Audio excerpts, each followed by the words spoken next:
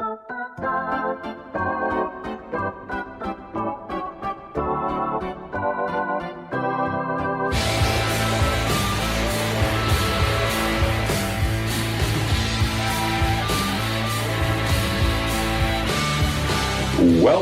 to Days of Roar, a Detroit Tigers podcast brought to you by the Detroit Free Press. My name is Mark Gorash. I'm here with Tigers beat writer Evan Petzold. Evan, we've made it to episode 20, 21 including the emergency pod. They have not fired me yet, and I consider that a good thing. So today, you're located in the beautiful city of Kansas City, home of barbecue, and from our discussions, a city that you actually like because you know your way around there. You've been there 75 times. Yeah, Kansas City's the place to be. Joe's Kansas City Barbecue is the spot. I go there every time. It's as good as it gets. Yeah, I'm excited to be back in town. I mean, Seattle's nice. Seattle's beautiful. I love it. Being able to walk around, downtown, pregame, postgame. It's pretty lively, and there's always a lot going on, and just kind of has good city vibes. Kansas City is not the same, but it's very it's a routine for me, right? Like the drive to the ballpark, I know where I'm parking every time. The parking is really easy. This is a hotel that I've stayed at, several times now.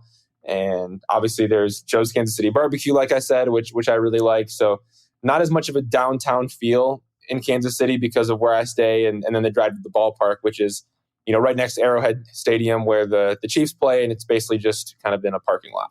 But I'm okay with that because it's easy, it's simple, and it's kind of repeatable, right? And I like that. There's no questions on what I'm getting when I come to Kansas City. I know exactly what it's going to be, except for the kind of car that I'm going to get, because I always rent a car, and this time I got upgraded to a Camaro. It's pretty sweet. I'm excited to cruise around in that, going back and forth from the hotel to the ballpark. But yeah, no, I like Kansas City. I'm happy to be here, and we'll see what the Tigers can do. They got 4 games to try to make something happen before getting back home. All right. Well, we took 2 or 3 in Kansas City. Should be happy about that. Although I was hoping for more on Sunday.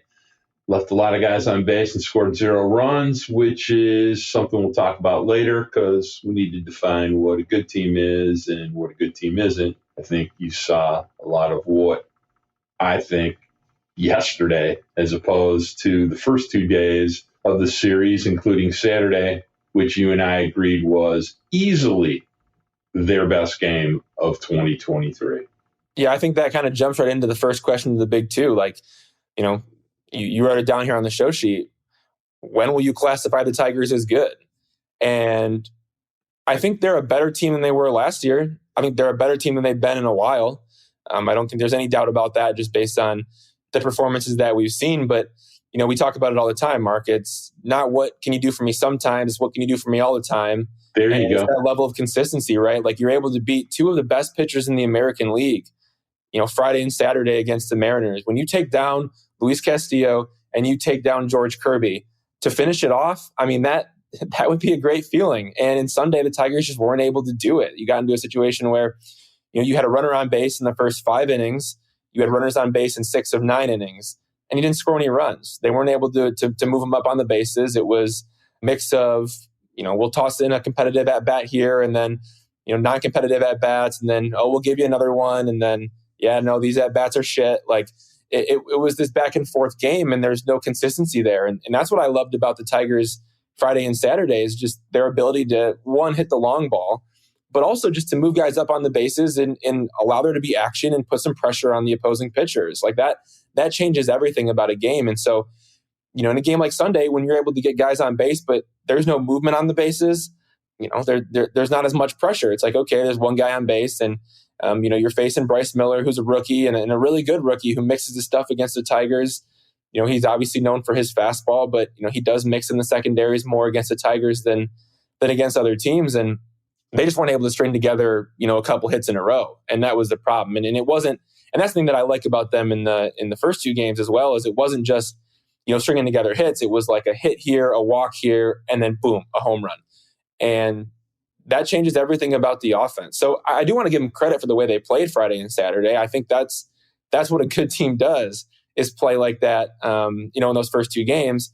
But a good team also finishes out the series and they don't lose a game 2-0. They're able to scratch across a couple runs.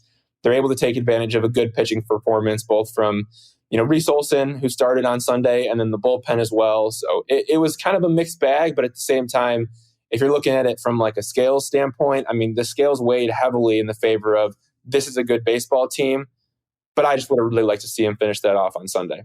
That's, my entire premise of trying to explain what a good team is. A good team yesterday comes out, finds a way to win. I mean, the Detroit Tigers have not won 3 games in a row since May 3rd. So hard to call yourself. You got to give them credit for being in position to find a way, though, right? I mean, you got to give them. I mean, look, they won the first 2 games. Kerry Carpenter hits 3 homers in the first 2 games, has his first 2-homer game of his career. On Saturday, he gets hot. The Tigers are riding, what he's able to do, and they're in position to be that good team on Sunday. Like, you have to give them credit for that, right? I thought they played a great game Saturday night. I thought they played a pretty good game Friday night. They got quite lucky, quite a few balls that were hit by Seattle, as opposed to yesterday, the ball was flying on Friday night, and Erod could have just as easily allowed 7 runs as the outcome that he left with, which was 2 runs. And, Saturday they played great. I mean, the glue on Saturday, let's be real blunt about it, was Riley Green. Riley Green made everything happen on Saturday night. Tough 2-out single, got him a run. Big walk. Got a huge walk, ignited an inning, torque flip one over the second baseman's head, and kaboom, Kerry Carpenter 3 runs. And I thought the Tigers were trying to run out of the bank. They thought they'd robbed them, and they were trying to get out of there with the money. So, you have to understand, you could start seeing it in this series more noticeably than any time this year. Teams are pitching around Riley Green. They are going to want to face Spencer Torkelson hitting behind him. Riley Green is going to start walking like you cannot believe. All right. And we'll see what happens. Because he's a beast. Because he's a beast, and he makes things happen. So who would you rather face in an important situation? Riley Green or Spencer Torkelson? That shouldn't even be a question, Mark. I do think we know the answer to that. I mean, look, you see what Torkelson did in Sunday's game. He struck out 3 times. So, like, who's more prone to strike out? Who's more prone to, not give you that competitive AB that you really want? It's obviously Torkelson. You're going to pitch around Riley Green to face him. But I do want to say, like, it is really refreshing in this past series to see what the Tigers look like with the middle of that order: Riley Green, Spencer Torkelson, Kerry Carpenter, pushing Báez down in the lineup a little bit. We'll get to Javi here in a minute, but I do think it's really refreshing to see that middle of the order. And I think, as much as there's clamor for, hey, call up, Colt Keith, call up Justin Henry Malloy, call up Parker Meadows, I do think that this is like a developing, young, middle of the lineup. And I'm interested to see how this thing turns out, over the next month or so. Can Kerry Carpenter really be a guy that can he pound you 20 home runs in the big leagues, right? Like, can Spencer Torkelson come around at some point? We've seen him get the ball in the air, even if it's just flipping the ball up for bloop singles. I think that's encouraging to see, as opposed to line drives on the ground. I'm tired of seeing exit velocity on the ground. Like, you either get it in the air or give me a bloop single, whatever it is. Tigers will take it. Riley Green's a monster. We all know it. So can that middle of the order really be something? I think the Tigers need to figure that out. And then you really figure out, okay, can we pick our spots and insert a Colt Keith here, or a Justin Henry Malloy here, or where does Parker Meadows fit into this mix? I like seeing all these guys back and healthy. I like seeing Kerry Carpenter healthy in the lineup, Riley Green healthy in the lineup. Those are big things. Akil Baddoo being able to do what he does at the bottom of the order now, as opposed to having to fill in up there at the top of the order. You bring back Nick Maton from AAA Toledo. He's more of a 6-7 hitter for you now, as opposed to a 4-5 hitter. There's a lot of balance in this lineup. I love the middle of it, and I'm excited to see what these guys can do, because they are pretty young and they don't have a ton of big league experience yet. Yeah, well, you love it more than I do, because basically here's what I see. I just think it's fascinating. I see Riley Green getting pitched around to pitch to Torkelson. And I see Kerry Carpenter going to get pitched around a lot more to face Javier Báez. So I think it's nice to have two really dangerous left-hand bats in the lineup, but until people hitting behind them start being more productive, the quality of pitches they're going to see is not going to be great in leverage situations. Nobody on, people will take their chances. But you're a smart guy, Mark, and you just slammed the door on my optimism. But it reminds me of what we saw in the ninth inning on Sunday. Torkelson. I mean, Paul Sewell comes in out of the bullpen, bottom of the ninth. Tigers need to make something happen. Something needs to happen, right? You're down 2, and you got to find a way. Torkelson strikes out swinging. Kerry Carpenter hits a single. It's a fly ball to left. He gets on base. Matt Vierling strikes out. Javier Báez strikes out. So that slams the door on the optimism, right? Like when you talk about having those guys in the middle of the order. Now, Riley Green grounded out in the 8th inning, whatever, that doesn't matter. But point is that when you need somebody to make something happen, again, how confident do you feel in either A, Spencer Torkelson, or B, Javier Báez?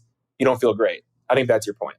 All right, so let's move to what we've discussed many times because it gets boring as we bring up the negatives. Tonight, play the Kansas City Royals, start a 3-game series.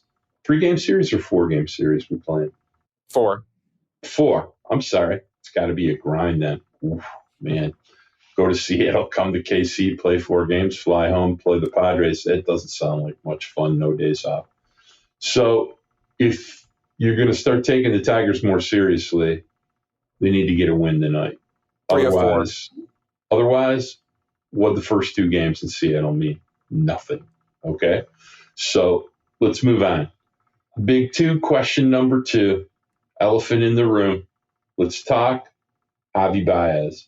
You and I, more than any 2, people in town that talk about this stuff, have probably given Javi a pass more than any 2 people because we understand the things he brings to the table on an everyday basis. Just outstanding defense, 5th best defender in Major League Baseball is how they grade it by OAA. And he's got 45 RBIs, which is the 5th most by a shortstop in Major League Baseball, which is pretty amazing. He's got at least going into this series against Seattle, his batting average with runners in scoring positions about 50 points higher than it is against everything else. So, but he just cannot hit the baseball. And it's a function of a couple of things. A, can't hit the fastball, which we're going to get into the numbers about. And B, just refuses to walk. I mean, coming into the season, we heard about a commitment to try to take more pitches, hit better pitches, try to walk more. And he did early in the season. Mm-hmm. He's got 7 walks in his last 280-plus plate appearances, which I got to tell you, if I put a pair of shoes in the batter's box, they would probably walk more than 7 times in 280 plate appearances just by taking pitches. So that is a huge issue because when you're not hitting at all and then you're not walking at all, it becomes just a dead spot in the order where nothing's happening. It's worse than having Nick Maton up there. So you and I had a discussion last night. You pointed out some very interesting facts about what's happened to him for the first time in his career. Why don't you share with everybody what the problem is? I want to ask you, actually, because I brought this up to you and I said, hey, you know what Javier Báez is hitting against fastballs. And obviously I didn't share the data with you at that point, but let's just go back to last night, Mark. And when I asked you that question, like, what did you think? Like when I asked you, pretend like you don't know the data. What would you have thought Javier Báez is hitting against fastballs? Well, I would think the only pitch he can hit normally is a fastball. So I would have to think he was at least hitting 250. And that's what I thought too. And then I went and I looked it up, and I actually wrote this in a story, back, I think it was during the All-Star break, talking about, what Javier Báez and the Tigers need to do if they want to make the playoffs. And it kind of, weaved in some of the stuff that Scott Harris had said on the radio about, the roster, the standings are going to determine what they do at the trade deadline. And I kind of mentioned, hey, here's what Spencer Torkelson's been doing. They're going to need more out of Javier Báez. And that's when I first dug into this data on the fastballs. And this is when I first figured it out. And Mark, he's batting 196 against fastballs, four-seam fastballs inside the strike zone. And almost all of the balls in play are to right field. Almost all of the balls in play are to right field. All but two of the balls in play to the outfield are to right field. Which is highly unusual for Javier Báez. And I refer to this problem as a Torkelson because we spent 500 at-bats in 2022 watching Spencer Torkelson unable to hit a fastball. He's late, but Javier Báez is late every single time on fastballs inside the strike zone. So that's the problem, is he's not hitting fastballs. So the only pitches that he's really doing damage on are breaking balls and off speeds. And he can't sit on those pitches because he's going to swing at them when they're in the other side of the batter's box. Correct. So it's a mess. It's not good. He's wrapping his body way too much on his backswing coming back. And because of that, he's late every single time. So for those of you who have DM'd me, who have tweeted to me, who have tweeted to Evan, who have tweeted to the Twitter sphere, who have yelled it out their front screen door, yes, Javier Báez at the plate stinks right now. But guess what? He's not opting out. He's not walking away from $100 million. The Tigers aren't getting a new shortstop. They're not giving another team $50 million to fix him. So the answer is major league teams have to deal with these situations. They invested in a player. He's got a back of a baseball card. They know what he did before. He got paid for it. So what the Tigers have to do is figure out how to fix Javier Báez. And I'll be fascinated to see if they're able to do that this year. I know they're working with him on it. I mean, he's putting in the work. There's no question about Javier Báez's work ethic. He wants to be good. He hates the fact that he's not playing well. He's very well aware of his performance. He's working in the cages. He's trying to fix, the fact that he's wrapping way too much.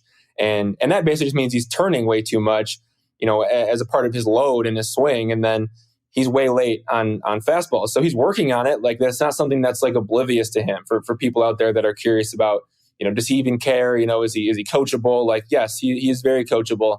But again, the implementation of it is different than the practice. You have to go out there and implement what you're working on.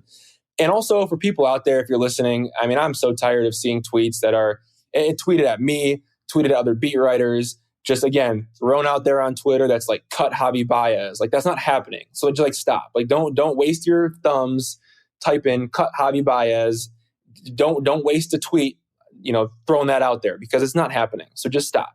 It's not the same as the Jonathan Scope situation, not even close. So let's just shut that down first and foremost. I do want to give credit to Javi. I love the outs above average, 99th percentile. You know what you're getting out of him at shortstop. He makes plays that nobody else is going to make. Runners in scoring position, Mark, you referenced it, but he's hitting 274 with runners in scoring position, has 3 homers, and a handful of doubles in those opportunities. The OPS still isn't great at 760, but again, hitting 274 with runners in scoring position, you're going to take that all day.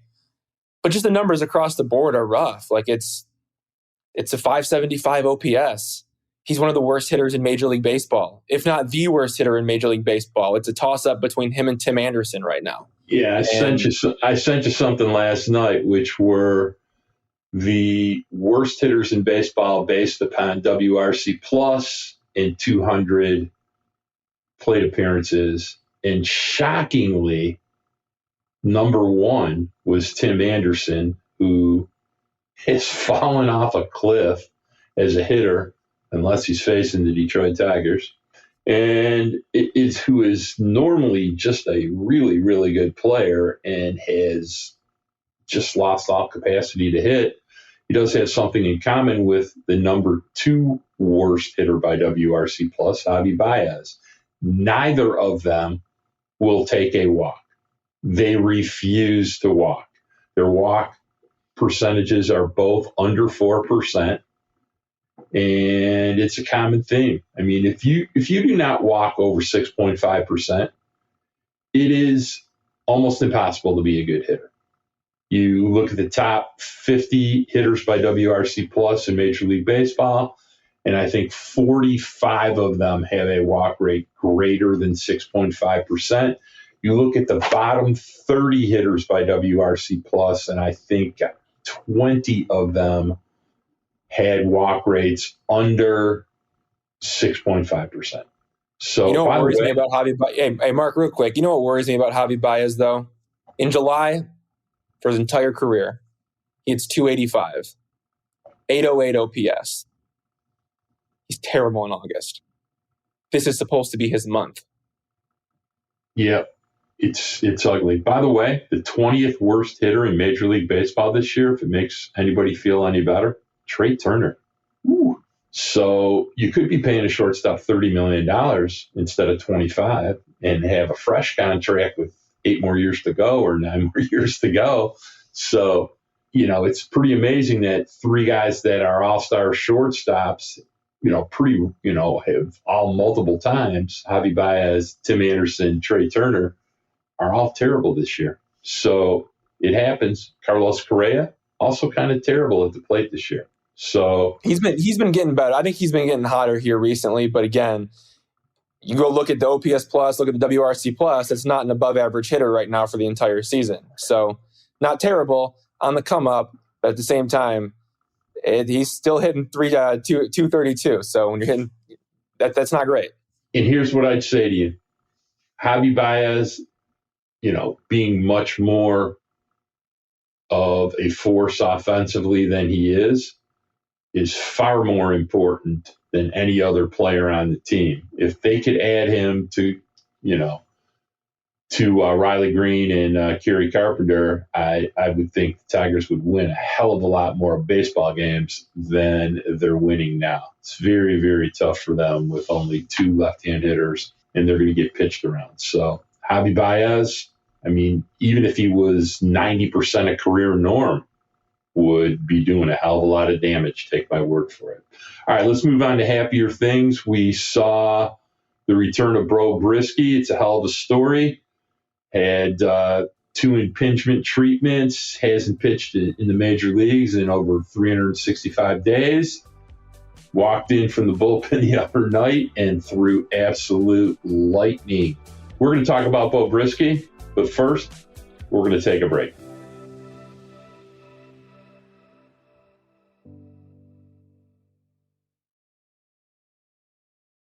All right, Beau Brieske back after, as I said, 360 plus days on the sidelines.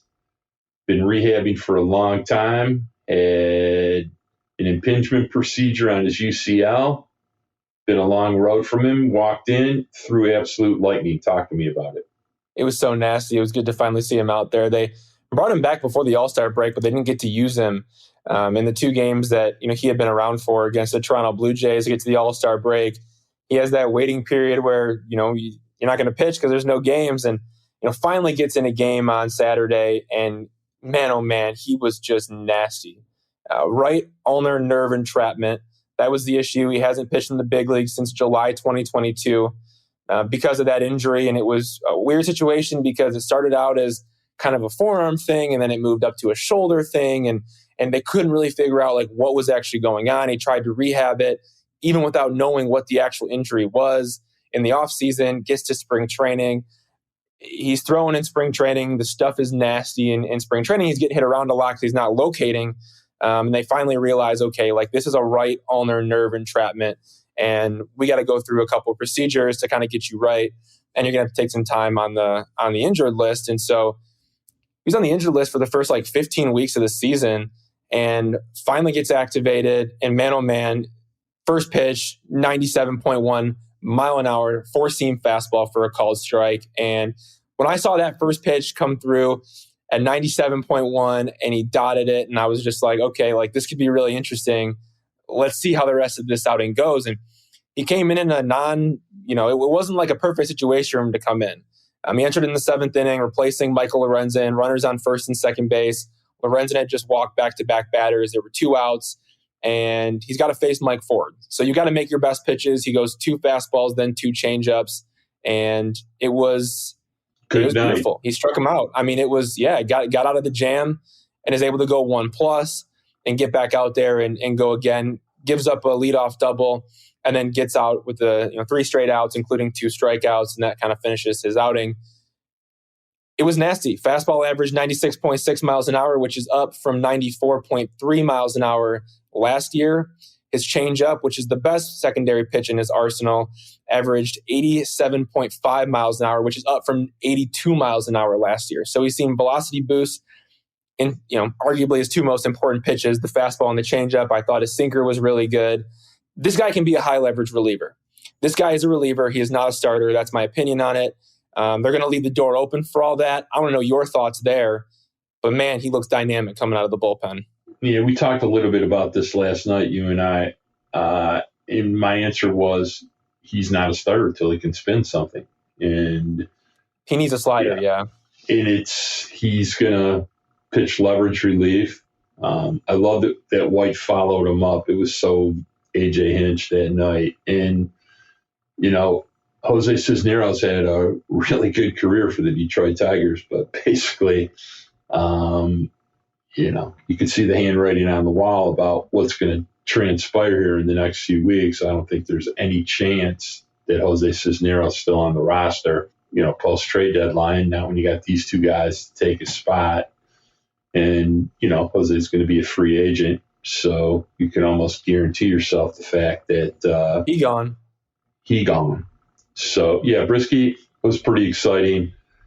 What I was most excited, not just was about the stuff, it was about the ability to repeat the stuff into a quadrant of the strike zone relentlessly.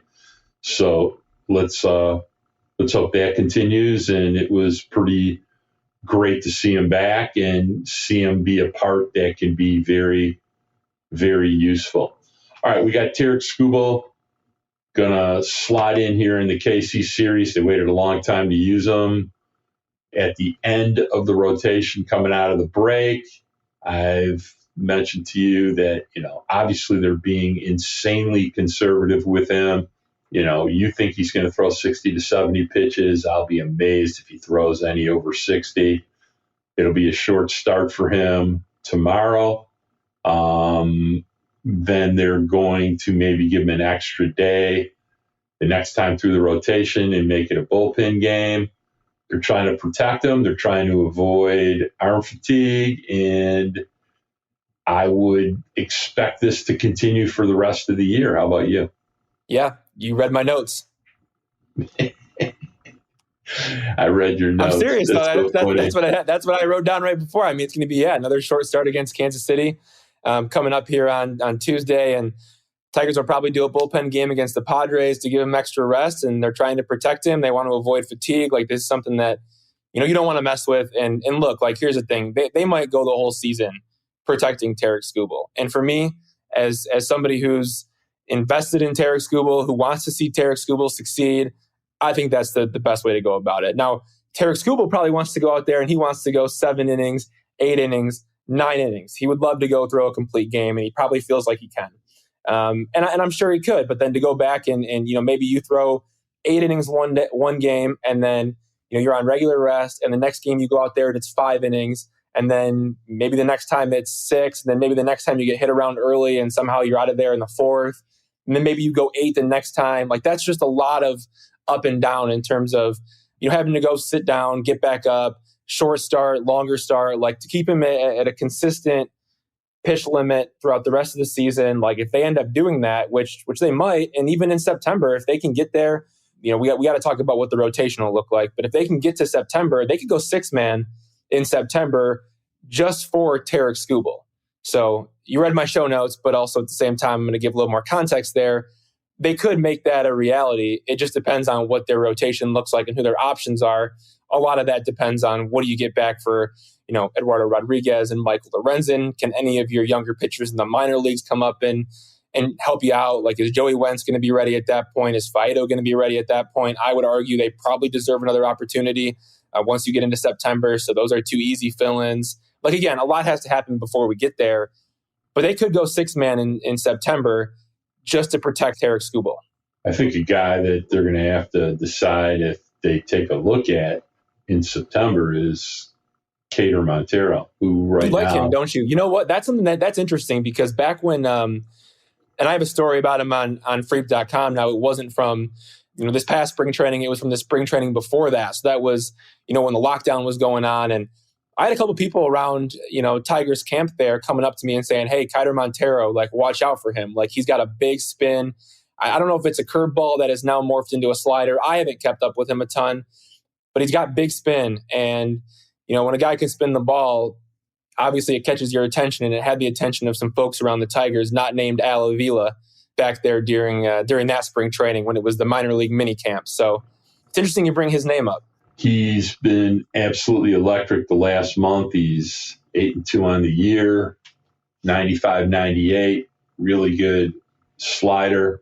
Probably the second best pitching prospect they have, because, Wilmer Flores, although he's been pretty damn good the last 6 weeks, stuff isn't quite as good as the numbers seem to be. And, I've never been a huge Ty Madden guy, but I've come to learn after watching Reese Olson, and, they put him in a box and sawed him in half and waved the magic wand over him, and all of a sudden he looks really damn good. So before he started, being worked on by the law firm of Lund, Fetter, Nieves, it was a totally different thing. And all of a sudden he's a movie star. So, but yeah, Cater Montero's pretty interesting, probably after Joe, their best pitching prospect right now. And the stuff is real. So let's keep an eye on that.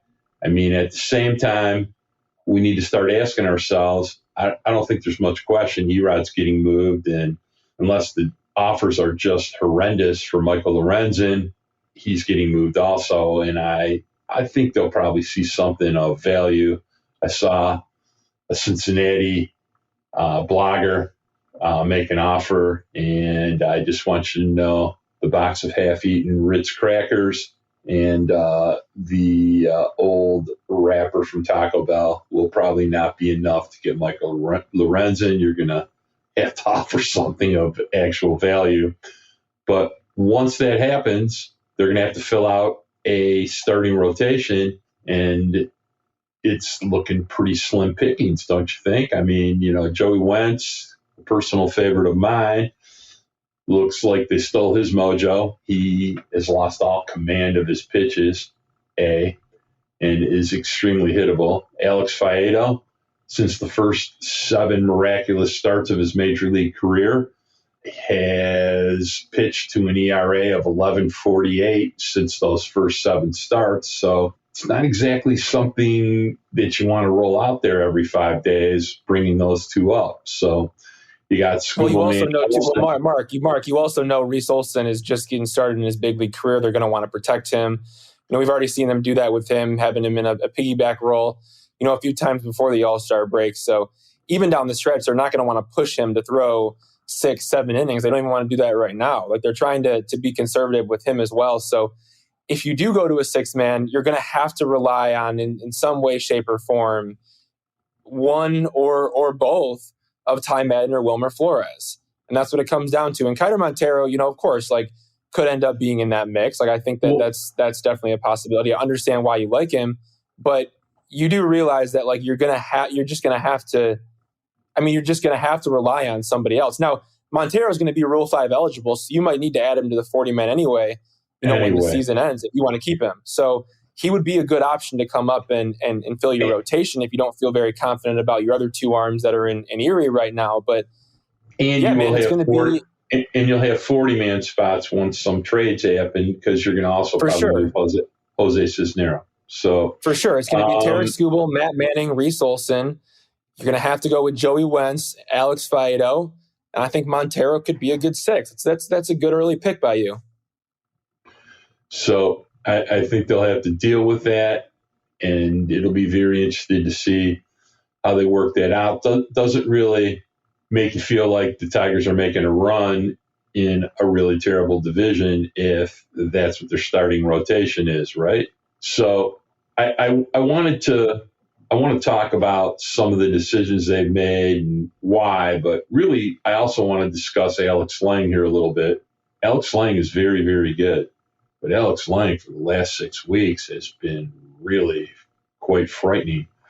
And I tweeted out, a set of numbers that discussed how frightening he's been, and I want to share them so that we can factually discuss it. So last 15 games of Alex Lange, 14.1 innings pitched, 16 runs, 15 earned, 14 hits. He's only stranded 54.3% of the base runners that he's, pitched with on base. He's walked 14, so you got 28 base runners in 14.1 innings. Okay. He struck out 16. He's allowed 3 homers in 14 innings. He's got a 27.3% home run fly ball ratio, which basically would, get you DFA'd if it ever continued for a long time. He's got a 42.9% hard hit percentage, which is atrocious. And here's really what gets to the problem of what's going on here. He's only thrown 55% strikes, period, in that period of time. Thrown 129 balls, 161 strikes. That's really not too good. He's thrown 50% first strikes. At first strike percentage, just unacceptable. AJ tell you he wanted up over 65. So he's only got a 13.4% swinging strike rate.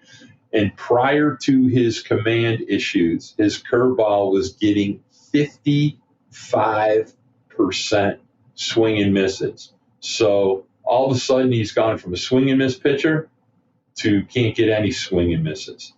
He's been scored upon in 8 of 15 games. Not acceptable. He's only had 4 outings that were a 1-2-3 inning. So basically, 0 fastball command. It's curious that he keeps closing. I'm just, AJ's talked about this a little bit. They're doing some things to try to help him. Can't really throw his fastball for strikes, so they basically spit on the curveball because they know he can't throw a fastball for a strike. So talk to me a little bit about what AJ's told you and about what you're seeing. Yeah, it really goes back to that game against the Chicago White Sox back on June 4th when Jake Berger hit the grand slam off Alex Lange. And I think that everything has really turned negative for him since then. And, a little bit of up and down, like he had a couple bounce back performances that were nice. But yeah, like he just hasn't had it since then. Remember, this guy won the American League Reliever of the Month in May. I mean, he was absolutely nails in May, and he was unhittable. Nobody could touch him. And then all of a sudden, he just wasn't landing his pitches. Obviously, throwing strikes has just been a problem for him, kind of across the board. Walks are going to be a problem. But it was that, again, it was a second pitch curveball that Lange threw and to Jake Berger back on June 4th. Stayed inside the strike zone. Berger hit it for a grand slam. Game over. And I think that kind of spooked Alex Lange a little bit just because it said, wow, like, okay, somebody can hit my curveball. And then we saw just kind of over and over again, teams aren't swinging at that curveball. And here's what I find interesting is last year he threw his changeup nearly 20% of the time. This season, 9% of the time.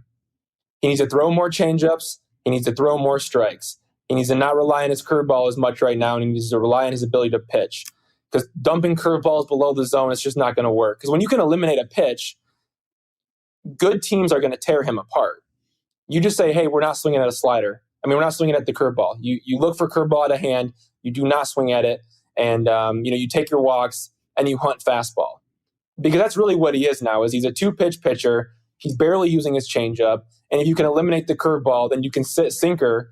And if it's in the zone, you're going to swing. And if it's not, well, then you just don't swing and you take your walk across the board. That's about as easy as it's going to get for good teams. So I think he's got to mix in his change a little bit more and become a 3-pitch pitcher again. Give himself a little bit more diversity on the mound. That way it's not just relying on an inconsistent curveball and a sinker that he can't throw for strikes. You need to have something else in your back pocket to go out there and attack with. He doesn't have it right now. So how long till they swap Foley and Lange? Well, it should have already happened. Jason Foley should be the closer right now. Jason Foley should be pitching the 9th inning. if it doesn't happen here by the time the Tigers get back home to Detroit, I'm going to be flabbergasted. It's just not. I mean, I understand Alex Lange is probably your best pitcher just stuff-wise. I don't think there's any question about it. I mean, his swing and miss rate is just off the charts. His chase rate is off the charts. But his walk rate's terrible. And Jason Foley's not going to walk guys. Jason Foley is going to throw strikes. He's not going to get the strikeouts. He's not going to have the big swing and misses. But he's going to keep the ball on the ground, and he's going to do his job, get in, get out. And he's been pitching like a man on a mission, somebody who has something to prove. I mean, he very well should have been the Tigers All-Star over Michael Lorenzen this year. He wasn't. And I don't know if he's got a chip on his shoulder, but he just seems like he's pitching angry. We saw him get ejected the other night in Seattle, arguing with the umpire, even though he struck out back-to-back guys to escape a jam. My point is that Jason Foley is pitching like a closer. Alex Lange is not pitching like a closer. So I have more faith and trust in Foley right now. That doesn't mean that Alex Lange can't get back to being that guy again. We all know what he's capable of. But I think for him, it comes down to throwing more strikes and please throw more change-ups. That's it. All right. I couldn't agree with you more on every one of these topics. It's why I wanted to discuss it, wanted to discuss the actual data behind what the problems are. And I think it's important for get Alex Lange back on track. He's too important part of the team and the bullpen. Way too important. And the winning. All right, we're going to take another break. When we come back, we're going to discuss the return of Wolfie Maton.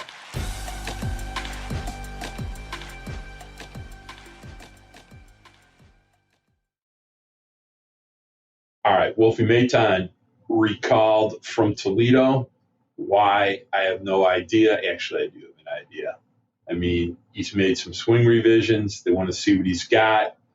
And before they go to plan B about replacing him on a more permanent basis, they want to give him a shot to see what he can do. So I would expect he's going to get, 35 to 50 at-bats to show more than what he showed. Had a big game Saturday night, hit a dong. Still doesn't necessarily look too dangerous up there. Not walking yet. Looked pretty non-competitive yesterday, but we're going to see in the next couple of weeks if changes have helped him, what he's doing, and they're going to make a commitment to him before they start bringing up, Cole Keith or Malloy or other or Parker Meadows.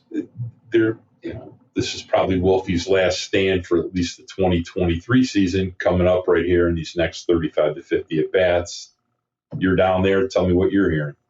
Well, it pays to be on the 40-man, so that definitely helps, both for Nick Maton and for Parker Meadows. If this, Nick Maton experience, falls off to the wayside here at some point, it always pays to be on the 40-man. Let's keep that in mind. And yeah, I mean, look, it was good to see him back in the clubhouse. Like I like Nick Maton's personality. I think he's a good guy and somebody that the Tigers need around. Obviously, you've got to produce like that. That comes first and foremost, but just to hear him chirping with the guys in the clubhouse again and kind of some of that banter back and forth. And there were a few times, in Seattle where there was a game on TV after the Tigers game or before the Tigers game and everyone was kind of huddled around and watching it.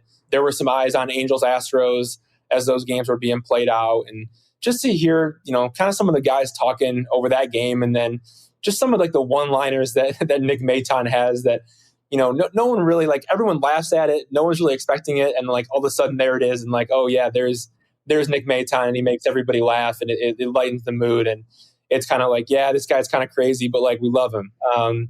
That's the vibe that I get when I watch those guys interact with Nick Maton. And so it's a blast having him back. But again, production has to follow.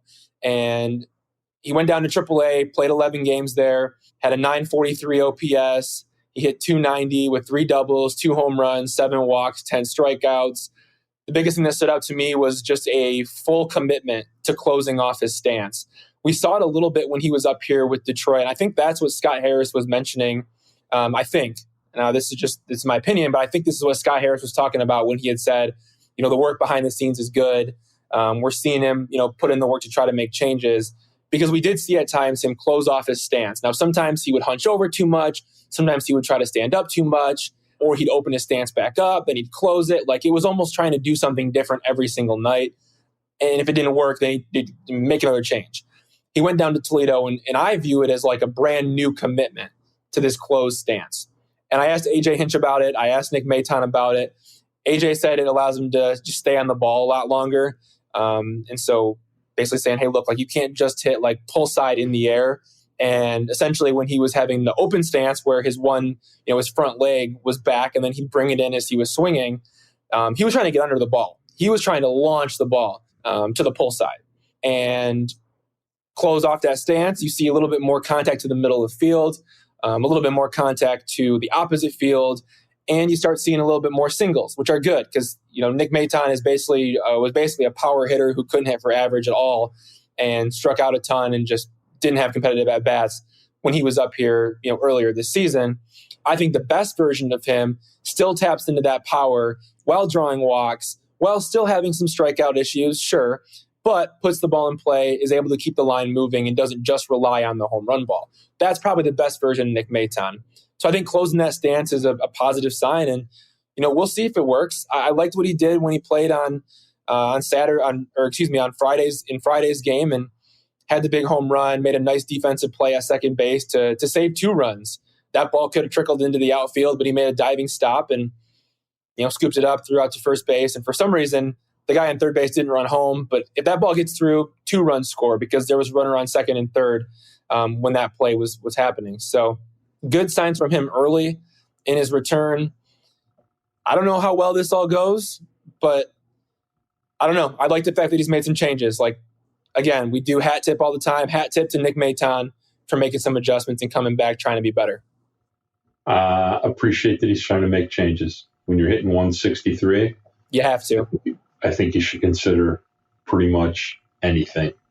So, I'm glad he's trying a few things, and I think that, my motto about this stuff: show me, don't tell me. So we'll be paying close attention to the next 10, 12 games, see what he's doing. We don't really need to discuss that he's one of the 10 worst infielders by OAA in Major League Baseball. Doesn't seem like that when you watch him play, but, the facts are the facts, people. So next, I got some other interesting questions I want to start discussing. Casey Mize ramping up the bullpens. Will we see him in 2023? So Casey Mize took a week off during the All-Star break. He got back to throwing, though. Like, he's all good. It was a scheduled off week for him as part of his rehab program. My guess, my gut feeling is yes, we will see Casey Mize in September pitching for the Detroit Tigers. That's my gut feeling.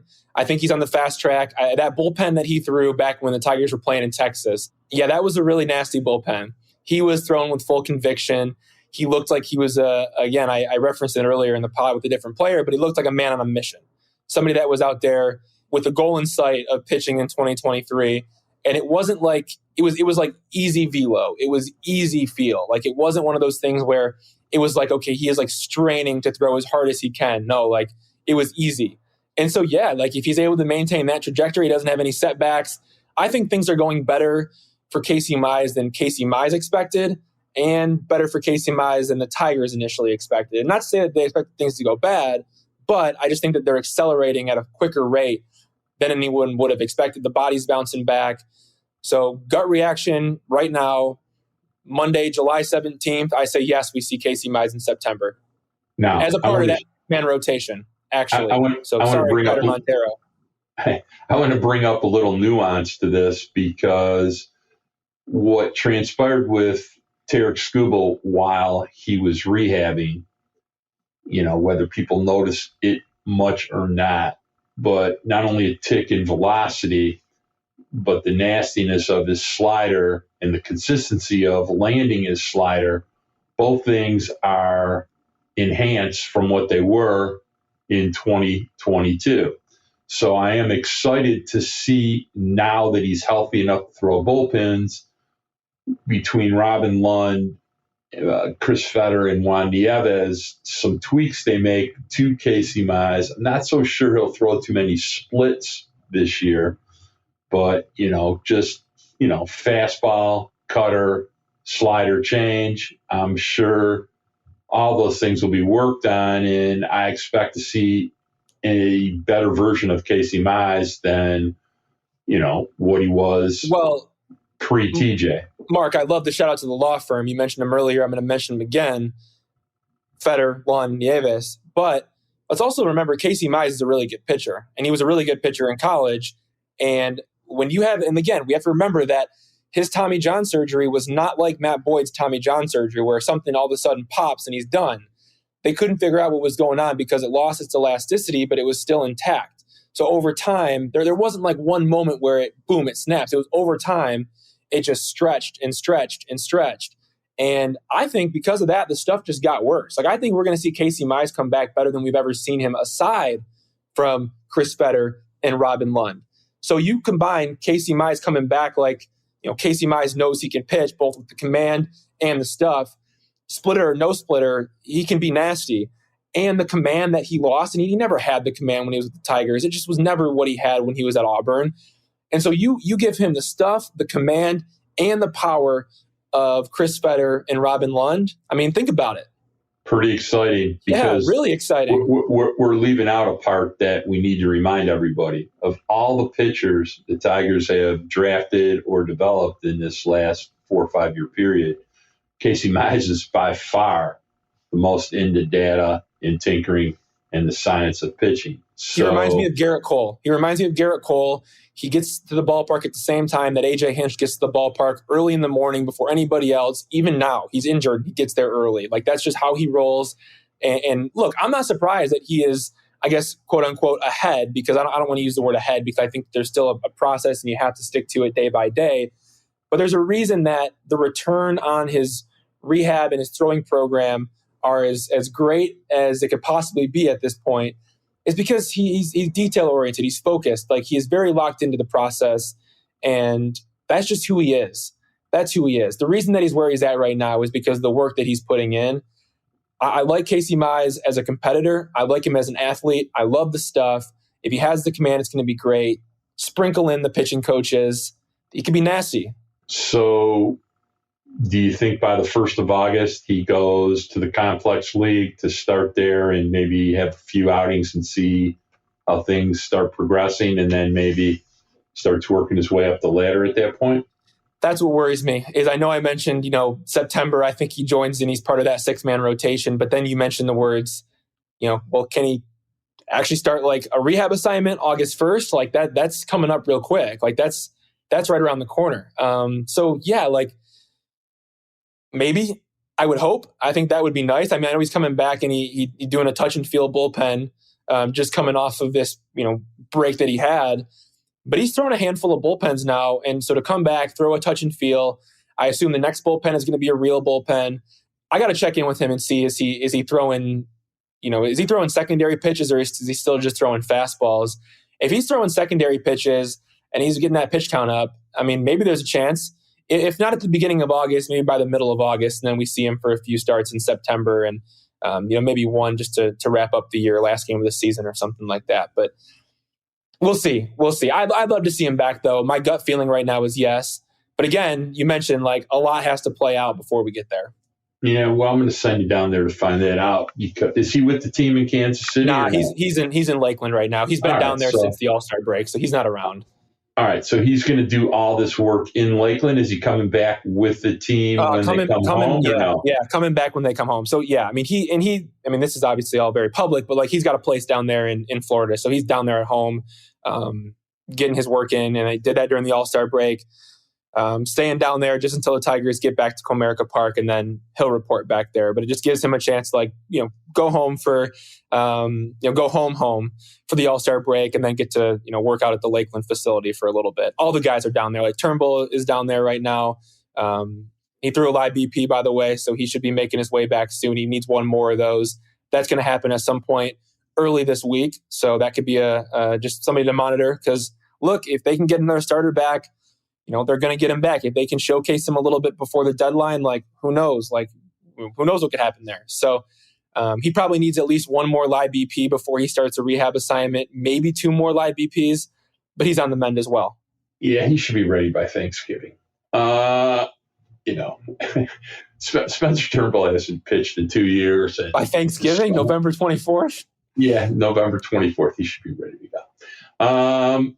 He probably will be playing in the Puerto Rican Winter League just to test things out, probably feel a few twinges, probably have to lay off, and he'll be back in spring training 2024 before you know it. And Scott Boras will be having talks with Scott Harris about why Spencer Turnbull is not part of the mix. I think he's on the mend. I think we'll see him soon. Pump the brakes on that. Did you get the cynical nature of my belief in Spencer Turnbull? Yes. So yeah. Well, it might be the 12-29 career record, or I don't know, or the career 4.55 ERA. Yeah, it's just the endless stream of various injuries. It's, who knows? I mean, it's like I could see somebody throwing something out a window in New York and somehow landing on them. Who the heck knows what happens to Spencer Turnbull? Just never healthy. It's been a really, really long time since he's been healthy. And even when he's pitching, it's just a matter of time until he's not healthy. So wish him the best of luck, though. Hope he heals up. Wanted to ask you, when are Clark and McGonigal signing? I assume it's sometime late this week. They probably already have negotiated it, and they just want to have a day when the team's home. Does that sound to you like a little PR action there? Yeah, maybe, but they need to sign by July 25th. So that's the day that Assistant General Manager Rob Metzler continued to reference when we were on Zoom calls about, trying to sign guys. And because, look, I think it is important really quick just to touch on their draft and the way that they went about it. They went after a lot of high school guys, especially in the late rounds. We saw Bradley Stewart, a left-handed pitcher, in the 7th round, Ethan Ferris, a third baseman, in the 18th round, and then Jonathan Rogers, a right-hander, in the 20th round. So those are 3 late high school picks that you hope that maybe they want to be pros and they want to just skip the college route. But all 3 of those guys have college commitments, all to lower end, type colleges, not to their, the big powerhouses, not to like Vanderbilt or Auburn or, Tennessee or LSU or anything like that. But they're all committed to college. And those are guys that the Tigers hoping to sign. But look, Rob Metzler even said, it'd be pretty ambitious to say that we're going to try to sign all 20 guys. So the chances that those bottom guys, sign, maybe that doesn't happen. But I do like their approach to the draft. But yes, Max Clark, Kevin McGonigal, their number 3 overall pick and their number 37 overall pick, respectively, are going to need to sign by the 25th of July. That's the date that he continued to reference. So we'll see if that ends up happening. Again, Max Clark talked about having a deal already in place. Kevin McGonigal, who was really weird on the Zoom call, he was talking about, we'll see what happens. I want to be a professional baseball player one day. There were a lot of really weird comments, but it sounds like the Tigers have a deal in place. I don't think you make that pick at number 37 unless you have a number that you've already agreed to. Unless the kid woke up the next day and said yeah, I don't want to play for the Tigers anymore. I want to go to college. I don't really know. But either way, I would expect the Tigers to sign both Max Clark and Kevin McGonigal before the date that they need to do so. And we had a tremendous piece written by Jeff Seidel on Jenks Diaz. Was fascinating. I suggest everybody read it. It's in the free. You can find our pod there too, by the way. And why don't you give me a fast 60 seconds on the Jenks Diaz story? It's pretty amazing. Yeah, look, I really want you guys to go read Jeff's story, freep.com. It's one of those that, and Jeff has those stories, and he does it quite often, but they're can't miss Jeff Seidel stories. And that's one of the can't miss stories, just because the journey is so incredible.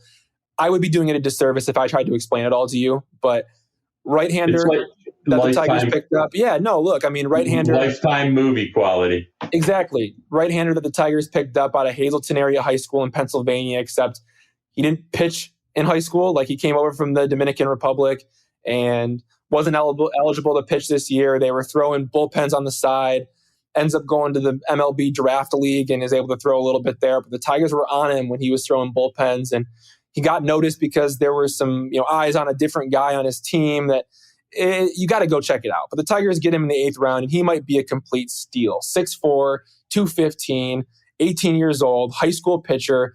You don't get a lot of high school guys in the 8th round. Like, that just doesn't happen very often. The Tigers were able to get Andrew Dunford in the 12th round with some financial dances that they were able to do. They were able to get Paul Wilson and Carson Rucker, a left-handed pitcher and a shortstop, in the 3rd and 4th round, doing a little dance with the money again to make it work with the bonus pool. But to get Diaz in the 8th round, that could be a really big steal for them. I'm very interested to see how player development works with him. But it's got a high spin slider, a firm fastball.